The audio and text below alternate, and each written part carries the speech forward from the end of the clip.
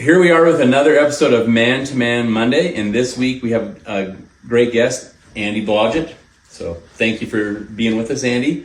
And we were just talking, there's a funny story on how I met Andy. And I got invited when we first moved here to play basketball, and I was guarding their brother, or his brother, Mike, whom I didn't know. And then I was introduced to his elbow midway through playing and split my lip open, and I was like, what the crap? And there may or may not have been a tussle. You went up to Matt and said, who the heck are those two jerks? He's like, he goes, I know. I know, they're my brothers-in-law. That's what he said about both of them. And I was like, oh. A couple years later, Andy, with his wife Annelle, moved into our ward. And so we were in this, and I got to see him every week, all the time. And I got to see him every time somebody moved in and out of our ward. The same 7 people. All the moving. And Andy and his wife and family are tied in lots of different ways. And just grateful to be friends with him and know him. And so we wanted to chat with him about men's mental health and community and some of those topics today. We do a lot in the community. What is it that you're involved in our community? And then what makes you want to be so involved in Ogden? Yeah, that's a great question. Ogden's kind of a unique place. You either like it or you don't. I think you either love it or you don't. Yeah, it's not like it. You either love it and you get it and you understand it, or you don't and you're out of here, or you're just hoping to leave.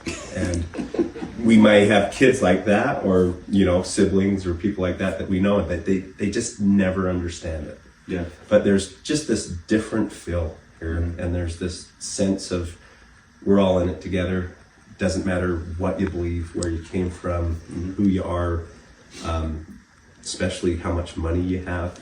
It kind of just is this family feeling, and it's a really neat feeling to have.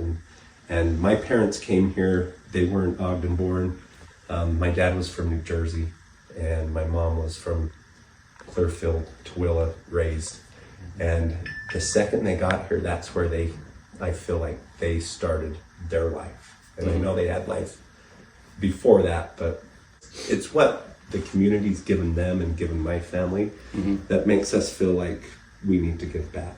And so what I'm doing now to give back is I've been coaching for 7 years at the high school girls basketball, which is kind of crazy to think about. When I was asked to do it the very first year, 7 years ago, I laughed on the phone, literally. I was like, okay, girls basketball. And I've loved every minute of it from the first practice I went to. And I just feel like it's a great opportunity to give back to the young women in the community, to have them grow and learn, develop really great skills on life, and learn to do hard things. Watch them put forth the effort and grow is amazing. And at Ogden High, especially, in my opinion, it's a place where really magical things happen, because you have girls from every walk of life. From downtown or up here on the hill. They just are from different lifestyles, different families, and then they come together and they're really good friends, and they learn and they see each other's perspectives, and they can really grow from it. Yeah. And that ties in with what you said, because it really is, that's what Ogden's like. From the day we showed up here, people that we didn't even know were like, hey, come on in, And then, ironically, all of our family moved here. So you mentioned coaching the girls at Ogden High, and a personal experience for me is my niece, Ellie, played for you. And I know she loved it, and it really turned around for her when you became the coach, and really she found her love for basketball. And when you took over as the coach, it really helped her have a great experience. And tell me a little bit about your experience with her. Well, we had a great time. Yeah. Ellie, from her freshman year to senior year, was just fantastic having the program. And one thing about Ellie that is she's a perfectionist. And she had a pretty good sophomore year where she kind of was like, all right, I'm gonna be awesome my junior year. And then the whole thing, the whole aspect of the game, it wasn't the experience she had hoped for.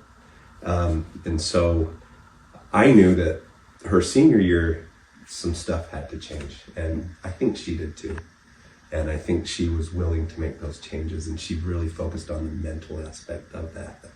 And that's where she started really developing goals that weren't point specific. Because I remember talking to her junior year, she's like, I should be having more points. I should be scoring more. I should be having more assists. And it was all this kind of around points. And so then we made the focus go from points, assists, rebounds, to just personal growth, getting better at little things.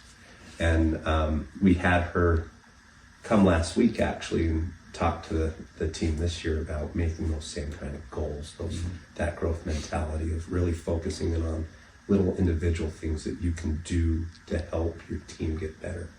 And I remember I shared with them last week, Ellie, at the end of the year, we had a really good season. It was very successful, and our matchup in the playoffs was a team we had played before. We beat them once, they beat us once, and we knew it was going to be a hard game, but we knew we could win it. And it was in the fourth quarter, and they had kind of pulled up by 12. And I thought, oh, dang it. You know, we were playing them pretty good. Now it's a little out of hand. I don't know. And then I just saw Ellie say, nope, this is my last. I don't want this to be my last game. I love basketball. I'm going to give it my all. She ripped off 9 points. We got within 3. And I was like, okay, we might do this. Ended up not doing it. It was a tough loss. It was a hard way to end with that group of girls because they've grown so much. They learned so much. But it was really neat to see that satisfaction from Ellie. Yeah. And I was really satisfied with that effort, and she knew that she had it in her to be able to perform that way. And it was really neat. I know she loved playing for you and appreciated, because I'd ask her all the time how it was going and stuff. And you know, that her senior year, and it was fun to watch her. So you did a great job with those, and you're still doing a great job with them. So we were talking about, or you talking about coaching and Ellie and coming in, and that, you know, I really see the value, and it's something like when I've coached, you know, comp teams with sons and boys I didn't even know, you know, there's always, you can see everybody on that team and who's the best ones and who's okay, but each of them have a trait, or they have a skill they can bring to that team. And to me, what coaching is it's a thing in what we do as community leaders, coaches, we should be doing as parents. If you can see what that kid who's maybe he doesn't jump the highest, but whatever he lends the team, then you can take him aside and let him know that you believe in him or her, and they feel like someone sees them as for who they are. They will give you everything that they can. Just like, you know, Ellie, probably from before, you know, compared to that instance right there when you were coaching her, knew, hey, my coach believes in me. I'm not worried about anything, but right now I'm focused on this is going to happen. I'm not going to, you know, let my season end this way. And sometimes we come up short, but the point is that helped her, you know, you helping her that way helped her lay the groundwork to where she is now. And she, you know, her losing her dad, that laying the foundation helped her, I think, with a lot of the things that she's got podcasts and things that really help her in being centered and being a happy person, which is the most important thing out of any of these things. But when people see you, like, and I really do see this with you when I watch you coach last year and the times when you interact with these young ladies, and even, you know, boys in pickup basketball, you truthfully, like, you talk to them like they're human beings and not that they're kids, like you're on an equal playing field, which means a lot, you know. And I'm guessing, I don't know this, but if I was going to guess, you probably have the same philosophy that I do, that you take people aside and you have individual conversations with them inside but outside of the team, maybe over here in the gym or whatever, just to let them know that, hey, I'm standing behind you.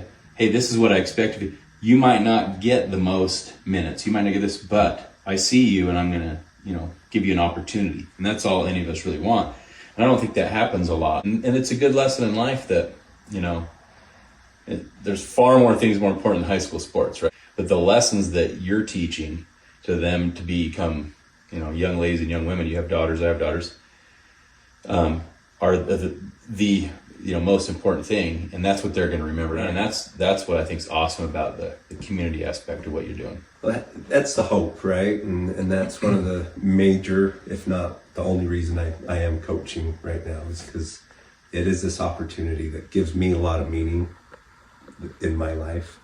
but it also allows me to see that growth from those girls. And I have other callings like in the church and stuff that allow me to be with the youth, and I enjoy that with the young men, and to that connection is so much for a young person.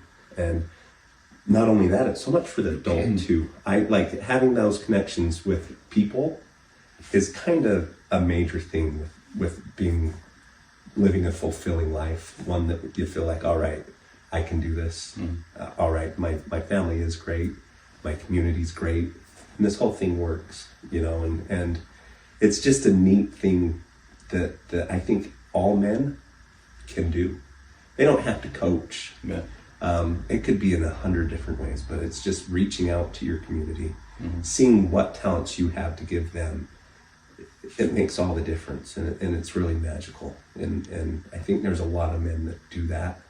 But then there's a lot of men that maybe hold back a little bit and don't realize that they have that power to change. Yeah. And not only change the community, but to help them. Yeah. You feel connected with the community and feel like they are giving and that they are growing as well. And that's kind of what this whole thing was about with my sister-in-law. Wanted to have this foundation, was for that to give maybe the people or the men that are out there that don't see a way, or maybe they're not already involved in a way, or they're just shy, or they're reticent to step out of their comfort zone, gives them, an opportunity to do so. I know this is out of my comfort zone, so probably for you too. But anyway, thanks for letting us come and interview you. It's been wonderful talking with you. Appreciate it. And it takes a lot of vulnerability to do this, I know. And I have to gear up every time I do it. And so we appreciate you doing that. And just to remind everybody that vulnerability is strength. And we appreciate it on our Man-to-Man Mondays. And now we got to go home and see if the Yankees avoided a 4-1 defeat, right? If they can win. Go Pull it out. It's gonna be Yankees. It's going to be the first ever World Series win from a 3-0 deficit. That would be awesome. It would be nuts. Yeah. The only time it wasn't cool though when the Red Sox did it in the ALCS. That made me want to punch some Boston people in the face. Don't put that in. Somebody hit a home run. Oh. So now it's 1-0. Yeah. It was 1-0. That was the final score. Yeah. So we were in the bathroom having. Yeah. You missed the whole. But coming back from Messina's pitching. That's why. Coming back from the bathroom, Samuel kicked over this guy's beer, and the guy was like, "Oh my gosh!" And then he saw it was a kid. He's like, "Hey, it's okay, man." Yeah. That's what's funny is like New Yorkers. If it's a kid, everybody's cool. They're like throwing batteries at you, and they're going to kill you. But if it's a kid, okay.